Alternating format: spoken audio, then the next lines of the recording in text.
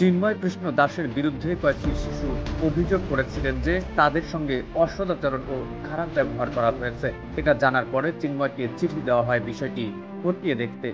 আসসালামু আলাইকুম ভিউয়ার্স, দেশ ও দেশের বাহির থেকে যারা আমার ভিডিওটি প্লে করেছেন জানাচ্ছি আন্তরিক শুভেচ্ছা ও অভিনন্দন। আশা করি সবাই ভালো আছেন, সুস্থ আছেন, আলহামদুলিল্লাহ। তো ভিউয়ার্স, কে এই ইস্কন নেতা যাকে গ্রেফতার করার কারণে ভারতবর্ষ ব্যাপকভাবে উত্তপ্ত ছড়িয়ে পড়েছে, তার একটি পরিচয় আপনাদের কাছে তুলে ধরবো, যা দেখলে আপনাদের কপাল চোখে উঠে যাবে যে মূলত এই ধরনের মানুষকে কিভাবে সনাতনী ধর্মাবলম্বীরা প্রভু বলে, সবাই বলি নাউজুবিল্লাহ।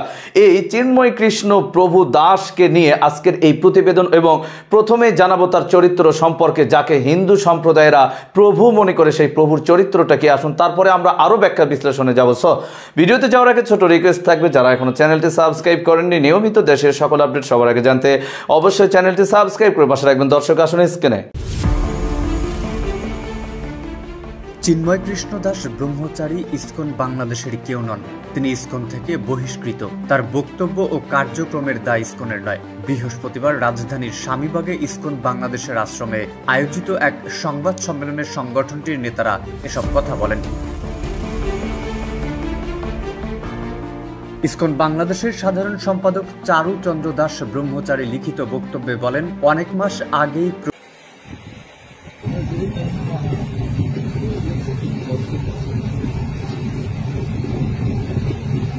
চিন্ময় কৃষ্ণ দাসের বিরুদ্ধে কয়েকটি শিশু অভিযোগ করেছিলেন যে তাদের সঙ্গে অসদাচরণ ও খারাপ ব্যবহার করা হয়েছে।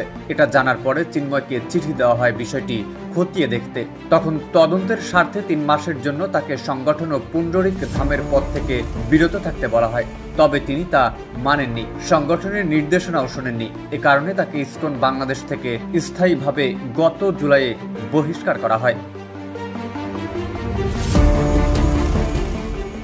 বাংলাদেশ সনাতনী জাগরণ মঞ্চের মুখপাত্র চিন্ময় কৃষ্ণ দাসকে রাষ্ট্রদ্রোহের মামলায় গ্রেফতার ও কারাগারে পাঠানোকে কেন্দ্র করে গত মঙ্গলবার চট্টগ্রাম আদালত এলাকায় বিক্ষোভ করে তার অনুসারীরা। এক পর্যায়ে আইন শৃঙ্খলা রক্ষাকারী বাহিনী ও আইনজীবীদের সঙ্গে সংঘর্ষে জড়ায় চিন্ময়ের অনুসারীরা।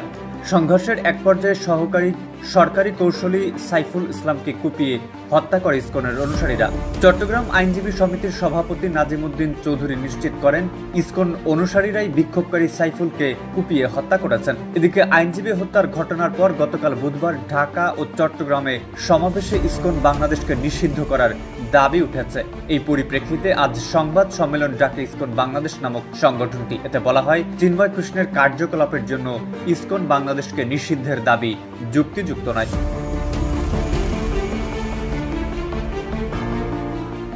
ইসকন বাংলাদেশের সাধারণ সম্পাদক চারু চন্দ্র দাস ব্রহ্মচারী লিখিত বক্তব্যে আরো বলেন, সম্প্রতি বাংলাদেশ সম্মিলিত সনাতনী জাগরণ জোটের আন্দোলনকে কেন্দ্র করে ইসকন বাংলাদেশকে নিয়ে মিথ্যা, বানোয়াট ও উদ্দেশ্য প্রণোদিত অপপ্রচার ছড়ানোর এক ধারাবাহিক প্রচেষ্টা লক্ষ্য করা যাচ্ছে। বিশেষত চট্টগ্রামের বিশিষ্ট আইনজীবী সাইফুল ইসলাম আলিফের মর্মান্তিক মৃত্যুর পর এই অপচেষ্টা চরমে পৌঁছেছে। এটা করা হচ্ছে অন্যায়ভাবে। তিনি বলেন, আমরা স্পষ্টভাবে জানাতে চাই, এ ধরনের ন্যাক্কারজনক ঘটনা এবং চলমান আন্দোলনের সঙ্গে ইসকন বাংলাদেশের কোনো ধরনের সম্পৃক্ততা নেই। এই মিথ্যাচার এখন এমন পর্যায়ে পৌঁছেছে যে সড়ক দুর্ঘটনার মতো বিষয়গুলোকেও ইসকনের চক্রান্ত বলে চালিয়ে দেওয়া হচ্ছে। চারুচন্দ্র দাস জানান, গত 3 অক্টোবর আনুষ্ঠানিক বিবৃতির মাধ্যমে ইসকন জানিয়ে দেয় যে চিন্ময় কৃষ্ণ দাস ইসকন বাংলাদেশের মুখপাত্র নন, তাই তার বক্তব্য সম্পূর্ণ তার ব্যক্তিগত।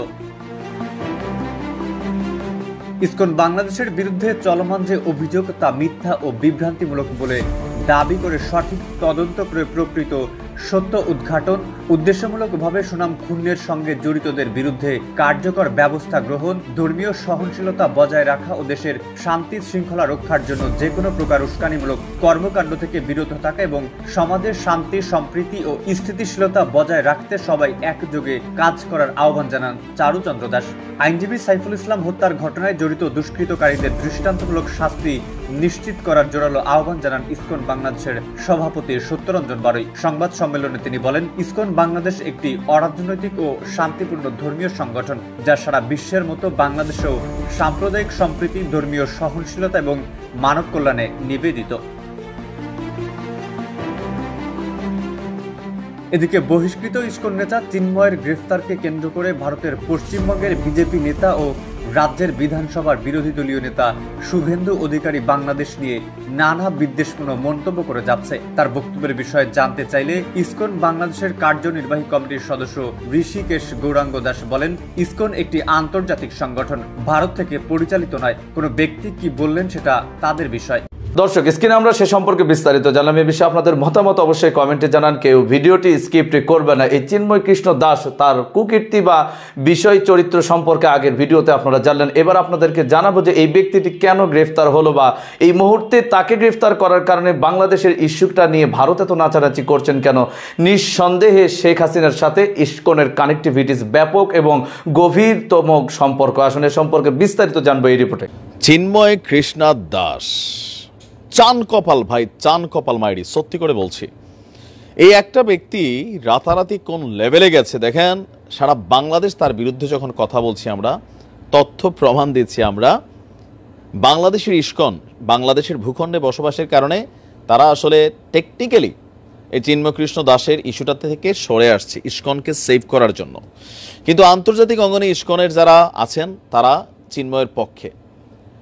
ভারত আজকে যে বক্তব্য দিছে এই বক্তব্যটা তো ভাই আর মানার সুযোগ নাই। তাহলে বুঝতে হবে চিন্ময়ের লিঙ্ক আপটা কোন লেভেলে গেছে। আপনি ভাবেন, আমাদের সরকারের প্রধান উপদেষ্টা ডক্টর মোহাম্মদ ইউনূস থেকে শুরু করে, আসিফ নজরুল থেকে শুরু করে, উপদেষ্টারা থেকে শুরু করে, গণমাধ্যম থেকে শুরু করে, সোশ্যাল মিডিয়া প্ল্যাটফর্মে বারবার বলা হচ্ছে যে ভারতের মিডিয়াগুলো বাংলাদেশের সম্পর্কে চিন্ময় কৃষ্ণ ইস্যুতে মিথ্যাচার করছে, বাড়াবাড়ি করছে।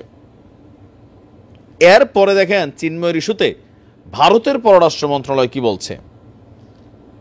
আমাদের বাংলাদেশের গণমাধ্যম বারবার বলছে যে এখানে হিন্দুদের উপর কোনো সহিংসতা হয়নি। চিন্ময় লাইক আমাদের বাংলাদেশে অনেক, শেখ হাসিনাও তো জেল খেটে গেছেন, বেগম খালেদা জিয়া খাটছেন, মাওলানা দেলোয়ার হোসেন সাইদি খাটছেন, তো এখানে হেফাজত ইসলামের মামুনুল হক সাহেব খাটছেন, বহুত মানুষ তো খাটছেন, জামাতের আমিরও খাটছেন।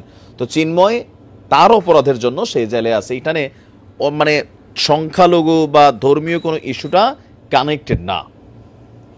আর বাংলাদেশে সংখ্যালঘু ইস্যু নিয়ে যে বক্তব্য দিচ্ছে ভারতের মিডিয়া, এগুলো সঠিক না। কিন্তু ভারত বলছে আমাদের মিডিয়া বাড়াবাড়ি করছে না, বাংলাদেশে সহিংসতা বাড়ছে। আপনি বুঝতে পারেন যে ভারতের স্ট্যান্ডটা কোন লেভেলে আসছে। শুধু তাই না, চিন্ময় যেন রাষ্ট্রের যে আইন আছে সে আইন কর্তৃক বা বিচার কর্তৃক সুবিচার পায়, আইনের সহযোগিতা পায়, এই নিয়েও ভারত থেকে বক্তব্য আসছে। তাহলে আমাদের সারা বাংলাদেশে যা আমরা বলছি, আমাদের সরকার প্রধান থেকে যে বক্তব্যগুলো আসলো যে ভারতের মিডিয়াতে পুরোনো ভিডিও টিডিও নিয়ে তারা এখন ধরেন এরকম নানান কাহিনী টাহিনী সাজাইয়া তাদের দেশের জনগণকে কিন্তু উস্কাই দিছে অলরেডি।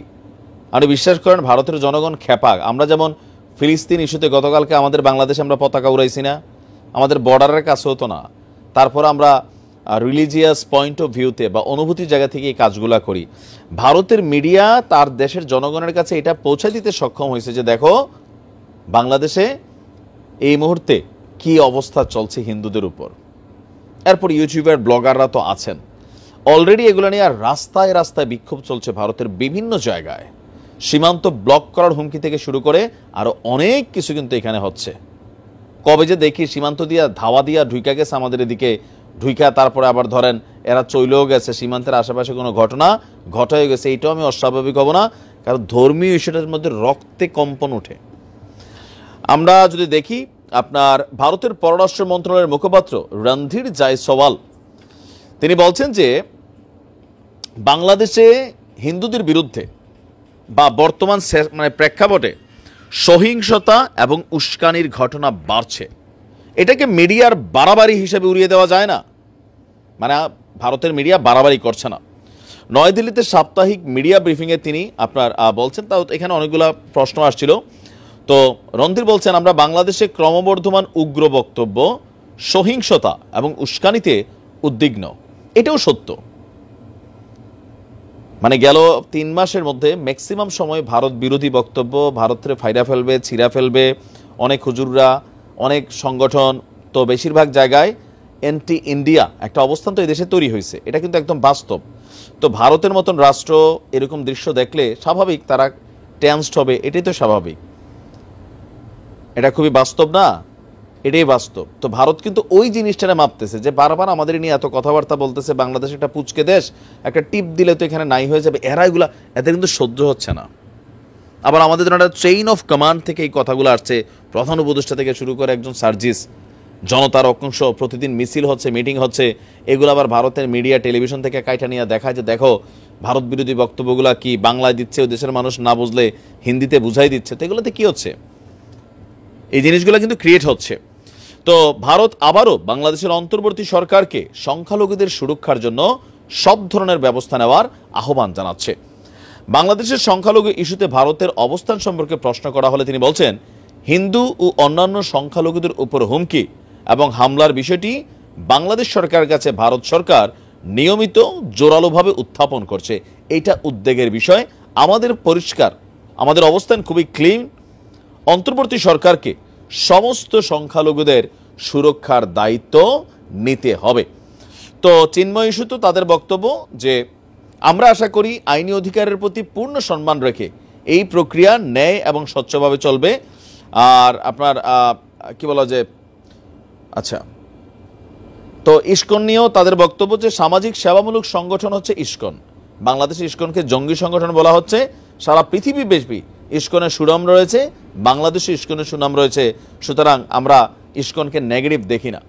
তো এই হচ্ছে বর্তমান অবস্থান। আপনি দেখছেন যে চিন্ময়ের চান কপাল রাতারাতি সুপার হিরো হয়ে গেছে, মানে হিন্দু কমিউনিটির কাছে, বিশ্বজুড়ে ট্রাম্পের কাছে চিঠি গেছে, সারা পৃথিবী জুড়ে কিন্তু নানান ঘটনা ঘটছে। দেখা যাক আসলে এই ইস্যুটা কোন জায়গায় গিয়া থামে।